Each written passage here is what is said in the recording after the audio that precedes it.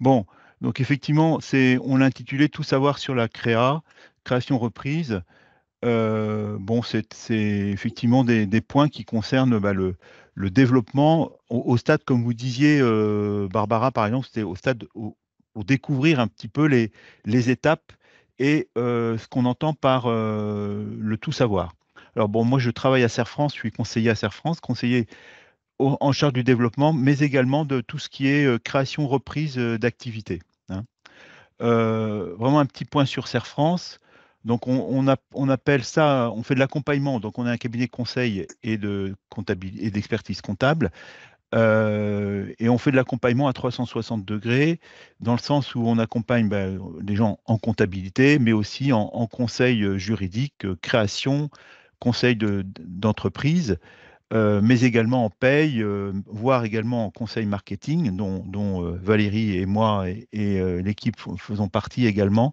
Voilà, donc on est à 360 sur l'activité d'accompagnement des personnes et des entreprises dans leurs projets. Bon, un petit point sur Serre France, oui, que vous nous connaissez, mais vous savez peut-être pas que depuis le 1er octobre, c'est pour ça que je travaille avec Valérie, qui est basée à Valence, et moi je suis basé là aujourd'hui à Moiran. Mais les Serre France, il y a deux Serre France, il y a un Serre France, il y avait deux Serre France Isère et Serre France Drôme-Vaucluse, ont fusionné depuis le 1er octobre 2023. Donc c'est ce qui explique que on est sur plusieurs départements avec les positions des agences où on peut nous rencontrer. On peut se rencontrer en agence, en visu, en visio comme aujourd'hui, et aussi, je dirais, ailleurs et là où il faut, s'il y a besoin de vous rencontrer bon, à d'autres endroits que des agences ou en visio, hein. Si vous ne voyez pas les supports, vous me le dites, hein. Et Valérie aussi sera en veille sur les questions qu'on peut me poser pendant toute la présentation. Alors, tout savoir sur la création reprise d'entreprise, en fait, c'est avant tout se positionner par rapport aux 5 étapes de la création, que nous, on limite à 5 étapes.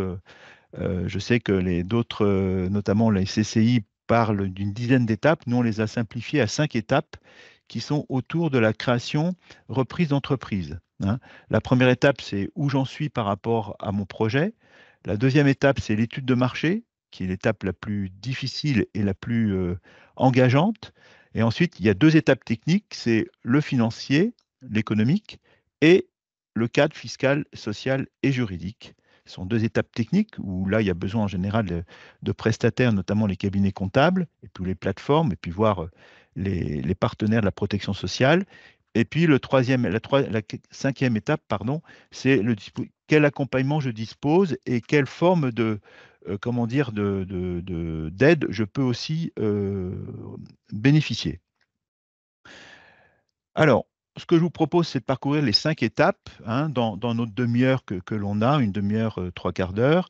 La première étape, effectivement, c'est une étape de fond, c'est un peu par rapport à soi-même, où j'en suis dans mon projet. Quand on crée son entreprise, hein, il y a Aurélien, il y a, pardon, la personne qui est sur le Nord-Isère, construction bois, puis il y a Barbara qui sont dans ce domaine-là. C'est où on en est par rapport à soi-même, quelles sont mes forces et mes faiblesses dans ce que je veux entreprendre, hein. Suis-je un commercial, un gestionnaire ou un technicien? Bon, quelles sont mes compétences techniques que j'ai? Suis-je prêt à accepter certains sacrifices et prises de risques? C'est-à-dire, sacrifice, bah, c'est peut-être des baisses de son revenu. Prise de risque, bah, c'est entreprendre et investir pour recevoir, hein, en gros, pour simplifier. Donc ça, c'est une étape très importante par rapport à soi-même et à son entourage. Quelle est ma motivation? Qu'est-ce qui fait que j'ai envie d'entreprendre? Il y en a différentes raisons, il y a différentes raisons, mais là aussi, quelles en sont les raisons fortes? Quelle est l'origine de tout ça? Quelle est mon expérience? Je vois, pour les 2 créateurs que l'on a, bon, construction bois et assistance administrative notamment, bon, j'imagine que ce sont des compétences que vous connaissez très bien et que vous connaissez tellement que vous souhaitez les partager et les valoriser autour de votre métier de demain. Donc ça, c'est pas neutre. Hein. Donc voilà, c'est la compétence que j'ai pour proposer ça à des clients, mais aussi c'est les compétences et les expériences que j'ai dans d'autres domaines qui peuvent me servir dans mon entrepreneuriat que je compte engager. Et puis la question financière, qui n'est pas neutre, on va en parler tout du long. Quid de mon engagement personnel, quid de mes économies, hein, qui sont à mobiliser ou pas, quels sont les dispositifs extérieurs dont je peux bénéficier, hein. Voilà, ce sont des éléments importants qu'on nous on détaille en termes d'entretien, mais qui sont vraiment structurantes, hein. Et donc c'est un autodiagnostic qui est nécessaire d'être mené avec soi-même, avec son entourage, avec son conjoint, sa conjointe, avec des tiers de confiance, je dirais, pour vraiment discerner tout ça.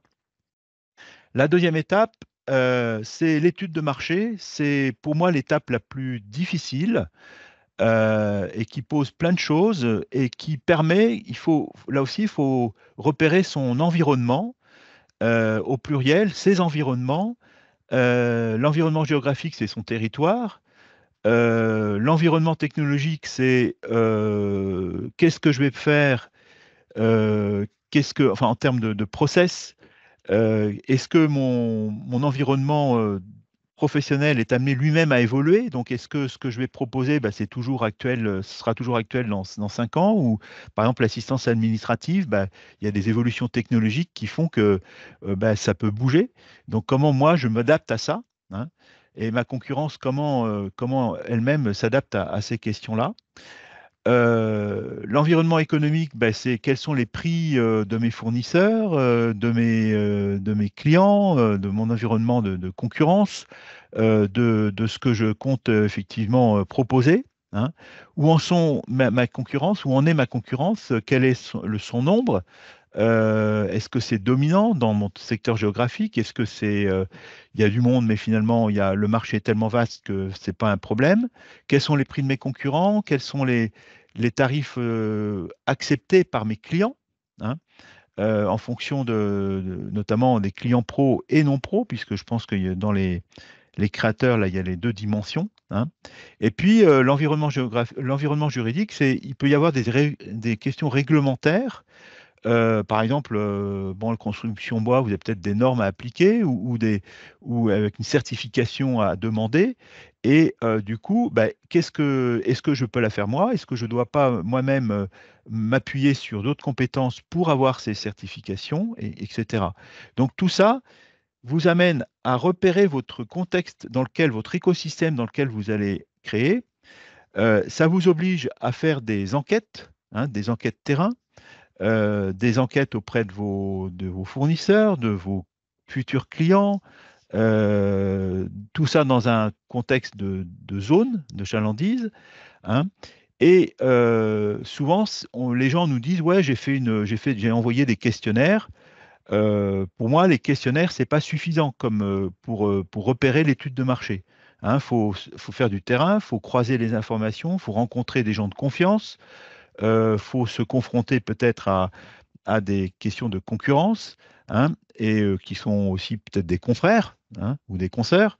Tout ça pour dire que l'étude de marché on doit arriver à produire un document qui permet de dire oui, je décide de créer, qui permet même de repérer un petit peu les paniers moyens, les contributions des clients aux produits que je vais acheter, que je vais proposer, pardon. Ça permet voilà, de repérer un petit peu son, de quoi sera fait mon chiffre d'affaires, mais aussi ça permet de dire, aussi de répondre à la question, eh ben, mon étude de marché ne me permet pas en l'état de créer. C'est à la fois se conforter dans le oui, je crée, mais c'est aussi se dire, ben, j'ai pas forcément tous les atouts, j'ai pas forcément tous les éléments, où mon marché n'est pas mûr, etc., pour que je puisse proposer. Souvent, une étude de marché qui permet de répondre à la question non, oui, enfin, oui, c'est intéressant, enfin, pardon, qui permet à la question, de répondre à la question, ben, non, je ne crée pas, c'est une bonne étude de marché, paradoxalement, parce que j'aurais fait le tour de la question, hein.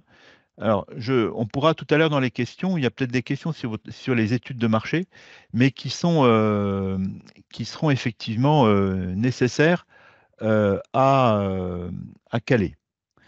Alors, la troisième étape, pardon, euh,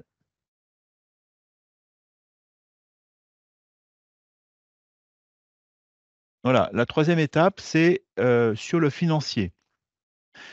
Dans cette troisième étape, bah, faut que vous identifiez vos besoins en ressources et en apport, hein, enfin en ressources, vos besoins, pardon, en termes de besoins d'argent à financer, puis aussi de l'argent dont vous disposez, ce sont les ressources, hein.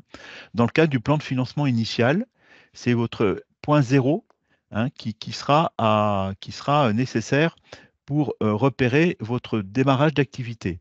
Ensuite, vous serez amené à identifier vos résultats prévisionnels qui sont des prévisions, hein, ce ne sont pas des suppositions, hein, c'est des prévisions en fonction des besoins d'argent au titre des 3 premières années, hein. On fait un prévisionnel par les besoins et non pas par les prédictions, hein. Donc les besoins en année 1, notre job, c'est d'identifier votre protection sociale, par exemple, identifier vos frais fixes, vos frais variables, vos kilomètres, etc. Ça nous donne un besoin d'argent qui doit être couvert par votre chiffre d'affaires prévisionnel et ça vous donne aussi votre feuille de route en termes de chiffre d'affaires. Et la troisième étape, c'est surtout la trésorerie au titre de la première année et comment ça se goupille entre mon argent que je suis amené à recevoir et mes engagements financiers.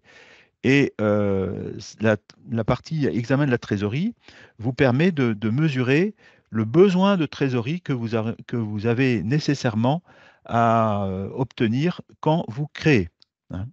Donc ça, c'est le type de financement qui est nécessaire pour engager la quatrième étape qui consiste à examiner le modèle fiscal, juridique et social. C'est une étape qu'on positionne avant le modèle fiscal, juridique et social parce qu'elle donne un peu une feuille de route en termes de besoins et d'importance de l'activité que vous allez entreprendre. Voilà, sauf cas particulier, en général, cette étape, on la fait avant le modèle fiscal, juridique et social. Donc ça, c'est notre quatrième étape, le cadre fiscal, social et juridique. Hop, voilà. Alors, en France, on a deux typologies d'entrepreneuriat. La première, c'est entreprendre en nom propre, avec soit j'entreprends en micro-entreprise, qui est une forme simplifiée de l'entrepreneuriat en nom propre, soit j'entreprends en nom propre en entreprise individuelle sous la forme du bénéfice réel, hein. On en parlera tout à l'heure. Le bénéfice réel, c'est je suis mon activité est, est identifiée par mes dépenses et mes recettes réelles que j'active au titre de la première année. Ça, c'est l'entrepreneuriat en entreprise individuelle. Et puis, vous avez l'entrepreneuriat en forme sociétaire. Bon, vous avez quatre principales formes: l'EURL, la SARL, la SAS et la SASU, hein. Ce sont quatre formes d'entrepreneuriat qu'on trouve dans la plupart des cas pour ces situations-là qui nous regroupent aujourd'hui, hein, avec bien sûr des choix à faire. Alors, le choix à faire, déjà, si on prend l'entreprise individuelle, quand depuis mai 22, vous avez automatiquement deux patrimoines qui se sont institués quand on crée. Le premier, c'est le patrimoine professionnel, qui est composé des éléments utiles à votre activité, hein, c'est tout ce qui concerne l'activité. Et le second élément, c'est le patrimoine personnel. Quand bien même vous êtes en entreprise individuelle, la loi propose effectivement de constituer deux patrimoines qui ne sont pas complètement autonomes, mais qui permettent quand même pour un créancier de ne, et qui, dans le cadre professionnel, bien entendu, de ne s'intéresser qu'au patrimoine professionnel pour votre activité, hein. Tant que vous êtes en activité, eh bien, vous êtes en entreprise individuelle, on a cette distinction qui se fait par la loi automatiquement, hein. Euh, Par contre, dans l'entrepreneuriat individuel, si vous arrêtez, eh bien, ces deux patrimoines séparés, professionnels et personnels, se confondent lors d'un arrêt d'activité. Hein. C'est un nouveau dispositif qui existe depuis mai 22, qui conforte un petit peu l'entrepreneuriat individuel, puisqu'avant, il n'y avait pas cette séparation, hein, et ce qui permet, sous certaines conditions, et je vous avoue que nous, à Serre France, on pratique peu parce qu'on a des effets négatifs qu'on ne veut pas faire supporter auprès des clients, qui permet, sous certaines conditions, de permettre d'entreprendre sous le régime fiscal de l'IS pour l'entrepreneuriat individuel. Voilà. Alors, il y aura peut-être des questions tout à l'heure là-dessus, mais cette possibilité depuis mai 22 est ouverte. Voilà. Donc ça, c'est effectivement un nouveau dispositif. Alors, quand on entreprend au niveau fiscal, social et juridique, il faut se poser 4 questions qui sont dans la phase projet. La première question, c'est vous aurez un choix, il n'y a pas de décision à prendre, bien entendu, aujourd'hui, mais vous aurez un choix entre l'impôt sur le revenu et l'impôt sur les sociétés à faire au niveau de vos activités. Hein. L'impôt sur le revenu, en fait, il n'y a pas de distinction entre le bénéfice de l'entrepreneuriat et votre rémunération. Votre rémunération, quand vous êtes à l'impôt sur le revenu, c'est pas c'est une avance sur résultat, c'est pas déductible de votre bénéfice imposable. Et du coup, vos charges sociales sont calculées sur ce que vous dégagez, sur votre rentabilité, et non pas sur vos prélèvements. Voilà. À l'impôt sur les sociétés, il y a une distinction qui est très importante entre les bénéfices de l'entreprise et la rémunération des dirigeants, ce qui permet de positionner les charges sociales sur la rémunération du dirigeant et non pas sur ce que ce que vous dégagez, d'une part, et ça permet d'imposer la société au taux de 15% de manière dissociée de l'imposition à titre personnel. Donc, il y a du fait de cette séparation des patrimoines, on a deux formes d'imposition qui existent. Alors, volontairement, puisque là, on est en phase projet, donc je vous identifie ces deux parties, vous aurez un choix à faire entre l'impôt sur le revenu et l'impôt sur les sociétés. Et bien sûr, c'est le job de vos conseils et de vous aider à faire ces choix.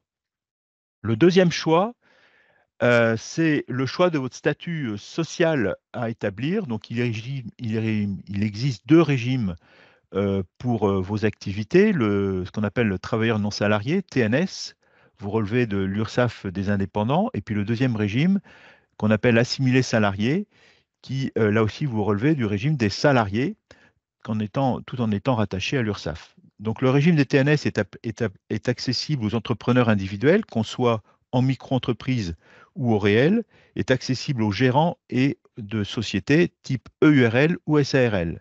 Le régime des assimilés salariés, c'est accessible aux présidents de SASU et d'associés minoritaires dans les SARL.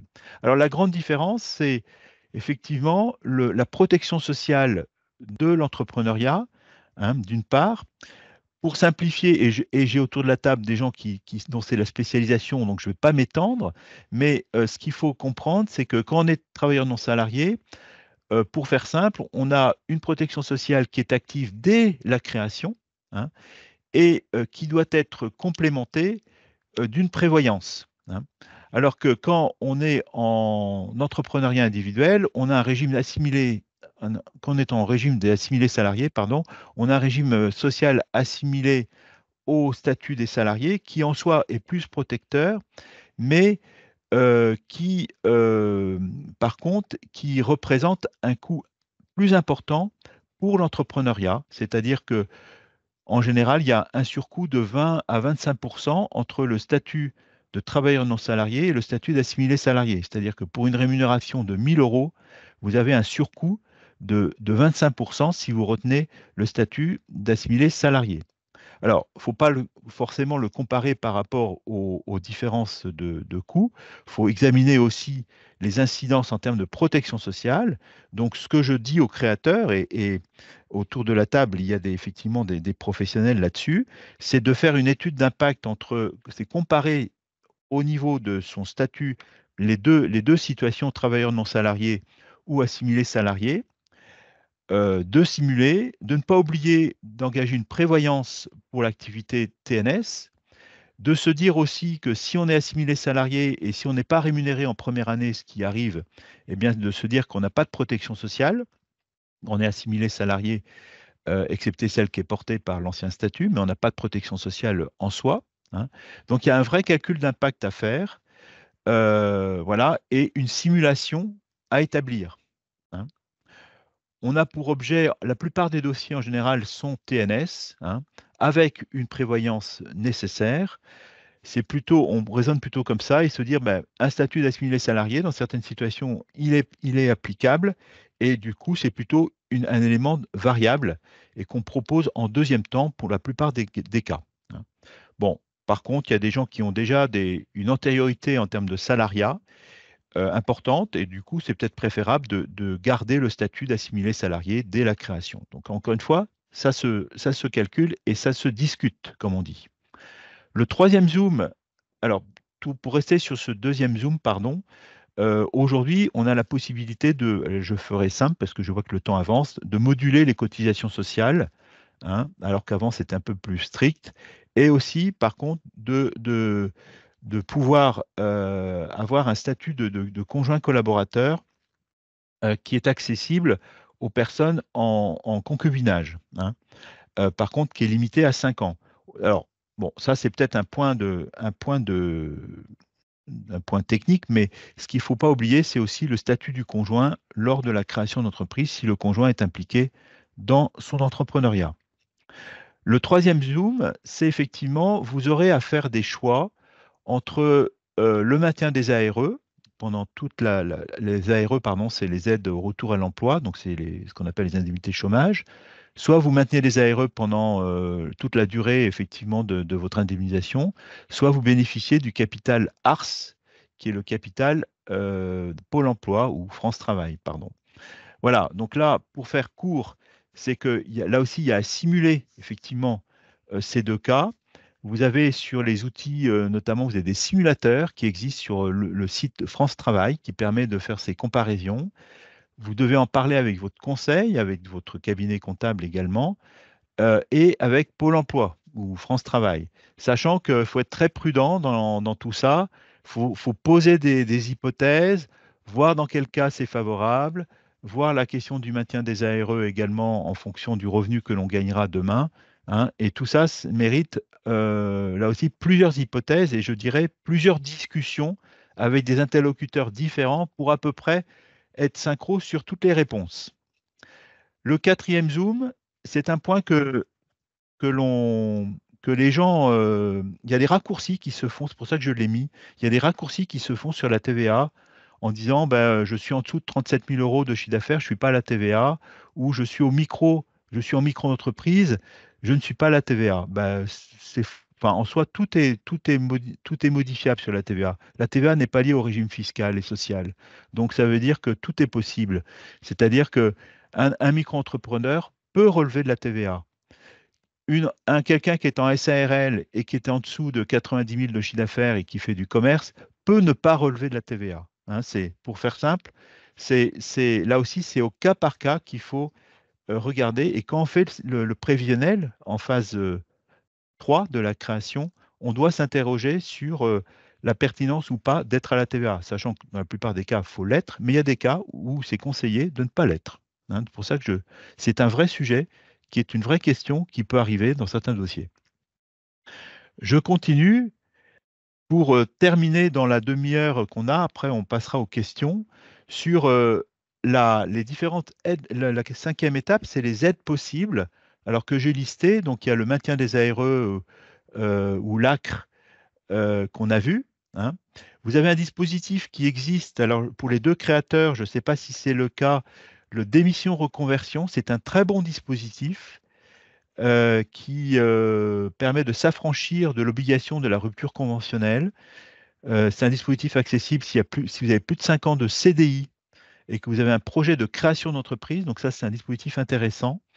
Vous avez, et Rachel en a parlé, les prêts d'honneur. Donc ce sont des prêts à taux zéro qui sont destinés aux créateurs d'entreprise. Je simplifie, hein. Mais là aussi, il faut vraiment s'intéresser au financement possible par les plateformes d'initiative ou le réseau Entreprendre ou le réseau ADI, hein. faut s'intéresser aussi aux, pour certaines activités. Moi, j'ai un dossier qui fait c'est une épicerie, donc du coup, il peut avoir par les territoires et les communautés de communes des financements propres pour sa vitrine, pour ou si vous avez, si vous bénéficiez ou par la GFIP aussi, vous pouvez avoir des dispositifs propres et des financements propres. Là, je suis à Moiran, donc dans le Voironnais, il y a aussi des dispositifs du Pays Voironnais pour la création d'entreprises qui existent. Donc, il faut bien s'intéresser, il faut toujours contacter la communauté de communes de son territoire, puisqu'il peut y avoir des aides possibles. Il y a un site que je vous ai mis, c'est lesaides.fr, c'est le site de la CCI, des CCI, qui est bien fait parce qu'il fonctionne par mots-clés et c'est souvent intéressant. Il est assez performant ce site et quelquefois ça lève des aides qu'on n'a pas forcément pensées ou qu'on ne voit pas forcément immédiatement. Bon, voilà, par le jeu des mots-clés et des interrogations. On est à peu près à notre demi-heure de présentation, sachant qu'on se donne 5-10 minutes de questions. Nous, notre job pour parler de Serfance, juste, c'est de vous accompagner sur tous ces éléments, hein, sur la prévision, vous présenter aux banques et aux partenaires, hein, si vous souhaitez trouver des financements ou des protections sociales particulières, vous aider à choisir votre statut fiscal social euh, avec des simulations. Et on peut intervenir aussi sur la stratégie digitale. Si vous avez un logo à faire, un site à faire, voire une étude de marché, on a des compétences au niveau du réseau pour établir ces développements qui vous sont peut-être nécessaires, hein. Voilà, on a à peu près passé la première demi-heure de présentation.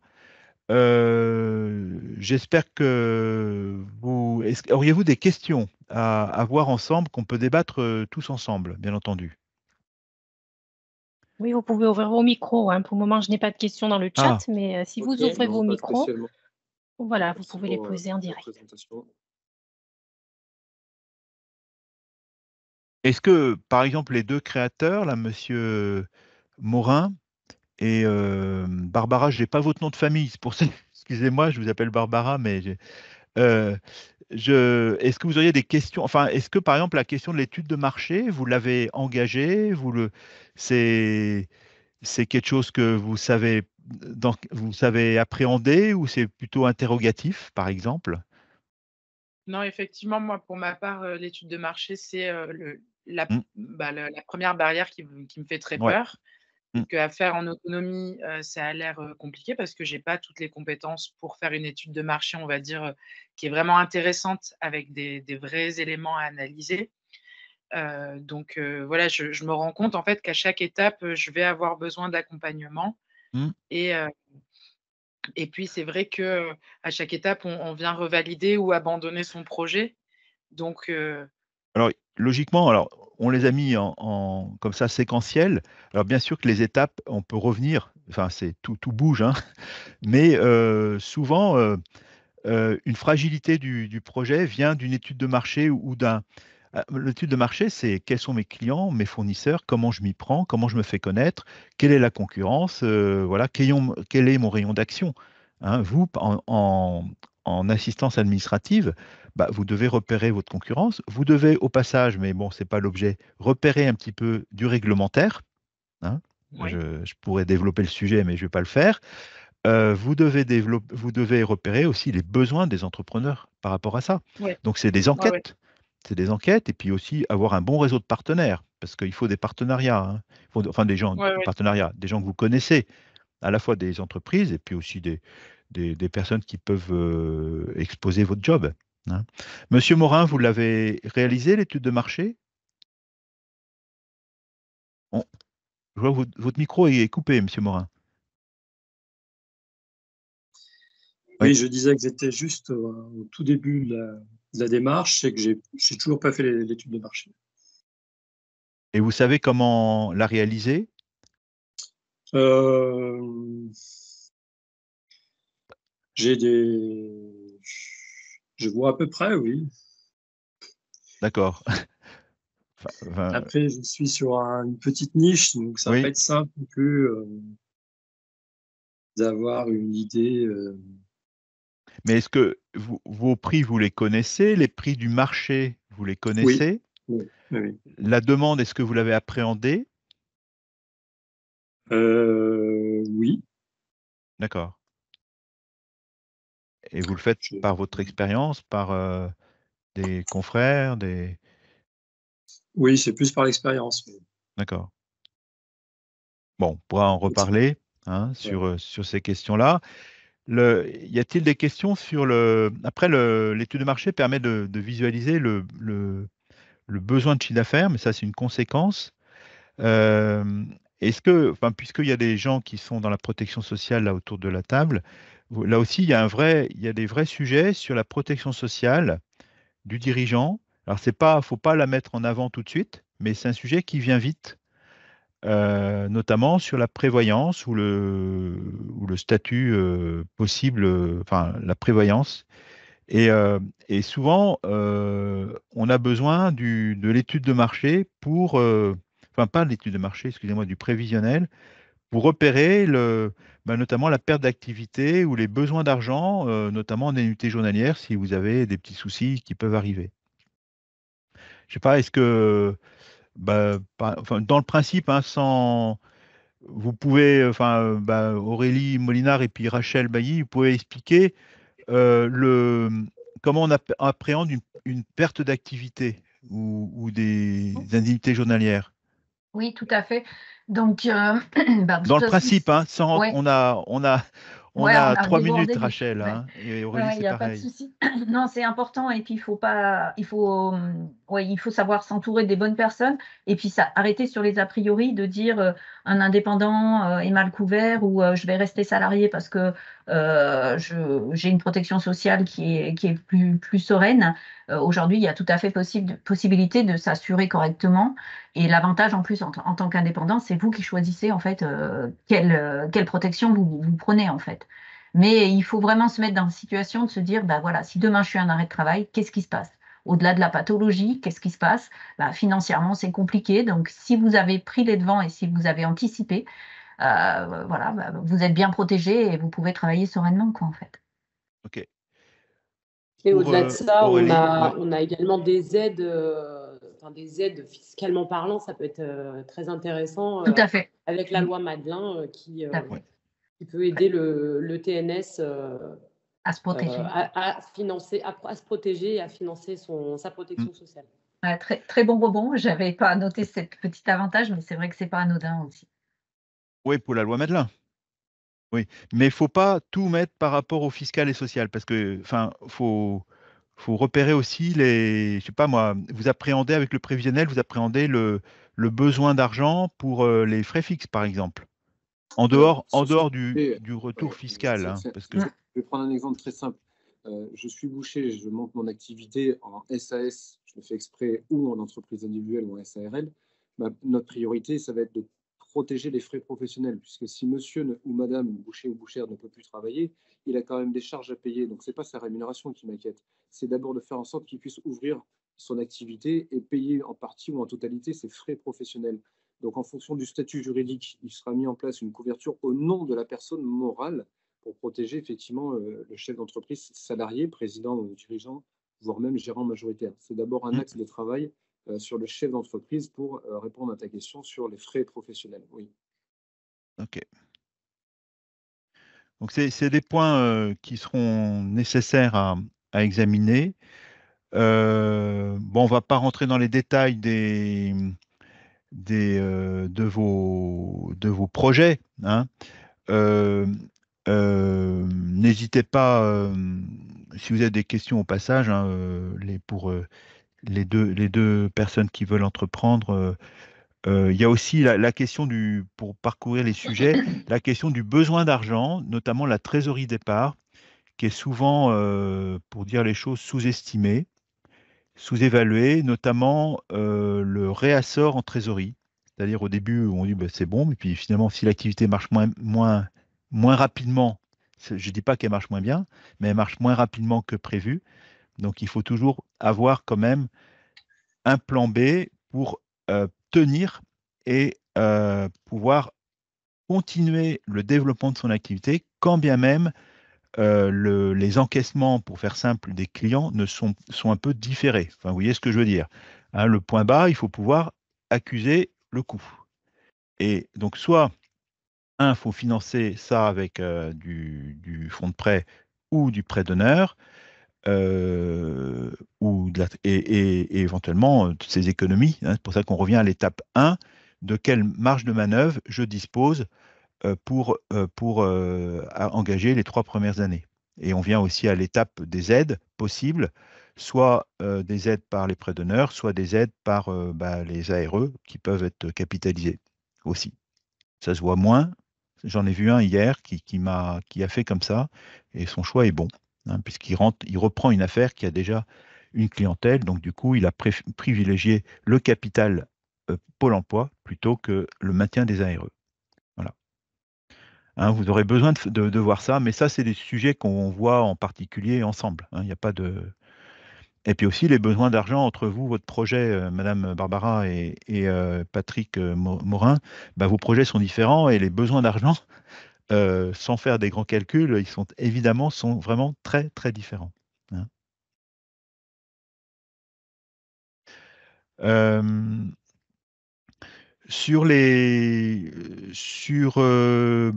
statuts, c'est clair pour vous. Alors, volontairement, on va pas faire le sujet des statuts, c'est pas l'objet, mais c'est encore une fois ce matin et dans les 3 quarts d'heure que l'on a, c'est repérer les grandes étapes. Souvent les gens sont perdus, ils savent pas dans quel sens les prendre. C'est pour ça nous, enfin vraiment le fondamental, c'est s'entourer et établir son étude de marché pour appréhender très vite son besoin de chiffre d'affaires. Voilà. Et quand on est à peu près clair là-dessus, tout le reste s'engage. Hein.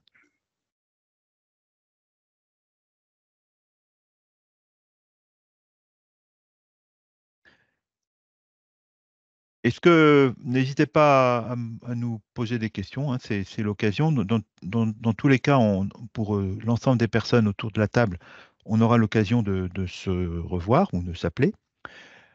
Euh, on voulait effectivement faire le point là-dessus ce matin. Est-ce que ça vous convient? Est-ce que ça explique des choses? Oui, pour ma part, ça rentre, ça vient bien compléter les autres réunions d'information auxquelles j'ai Oui, assisté, notamment celle de la CCI que oui. j'ai eue ce matin même. Donc, je ne vous Ah cache bon? pas que là, je suis un peu fatiguée, je suis un peu saturée d'informations, pour ma part. C'est pour ça, c'est pas très dynamique, je suis pas très dynamique dans l'échange. Non, non. Voilà, mais ça vient bien, compléter, ça vient remettre en lumière les points vraiment importants parce que c'est vrai que dans les process à 10 étapes, on Ouais. finit un peu par se perdre et puis on sait qu'il y a des étapes qui vont venir se répéter, qu'on va recommencer. Mm, Que là, c'était beaucoup plus simplifié et mm. avec, voilà, avec aussi un enchaînement, des choses qui, d'un coup, s'est éclairci pour moi grâce à vos Bon, explications. merci. On fait un tour de piste, un tour de table, pardon. Monsieur Morin? Oui, pour moi, alors moi, j'arrive pas d'une réunion, mais j'arrive d'un chantier, donc c'est un peu, je suis bien décalé aussi. Euh, non, sur la trame globale, je trouve ça plus clair que ce que j'avais pu avoir comme info. Et faut que je me remette dedans. Ouais. C'est vrai que En tout cas, Valérie a votre boîte mail et on vous adressera en PDF le support. Hein, on l'adresse à tous les participants, donc vous serez d'accord. destinataire du support. Hein. Vous, Madame Molinaro, excusez-moi, Molinaro, Molinaro, pardon, ça vous convient? Enfin, c'est des choses que vous savez, j'imagine. oui, Mais oui, c'est des choses que je savais, mais ça fait toujours du bien de reparler de ce genre de choses. En tout cas, je me tiens à la disposition de Monsieur Morin ou Barbara ou d'autres pour parler de protection sociale. Donc n'hésitez pas, mes coordonnées seront disponibles auprès de vous, enfin de Serre France. Voilà, pour faire un bilan et pouvoir ce qu'il est possible de faire. En tout cas, je vous remercie pour je vous en prie. Merci. Je vous en prie. Rachel Bailly. Oui, ben moi, rien de bien plus à ajouter, Ouais. hein, si ce n'est que voilà, pensez à vous protéger. Hein. Oui. Et puis voilà, et puis vous renseignez surtout, hein, parce que pas rester sur des a priori. Donc voilà. Entendu. Merci à vous. Merci Vincent. Ouais, je t'en prie. Monsieur Gaudy. Très simplement, non, on a besoin, nous, d'accompagner nos prospects, nos clients, chefs d'entreprise, salariés ou TNS, mais uniquement parce qu'il va y avoir un accompagnement et un devoir de conseil qui sera réalisé grâce à vous, comptables et experts comptables. Donc, c'est ensemble qu'on va travailler pour protéger effectivement le chef d'entreprise. C'est vrai qu'il faut travailler en binôme et en trinôme, avec différents intervenants. Écoutez, on en reste là pour aujourd'hui. Hein. Je remercie Valérie qui m'a donné un coup de main. Et Valérie, voilà. J'ai toutes vos coordonnées. Donc voilà, comme Vincent l'a dit, je vous enverrai le PDF de la présentation. Comme ça, vous pourrez le regarder à tête reposée quand vous le souhaiterez. Merci beaucoup. Merci. Bonne journée à tous. Merci, bonne journée à tous. Au revoir. Au revoir. Bonne journée. Bonne journée. Au revoir. Au revoir.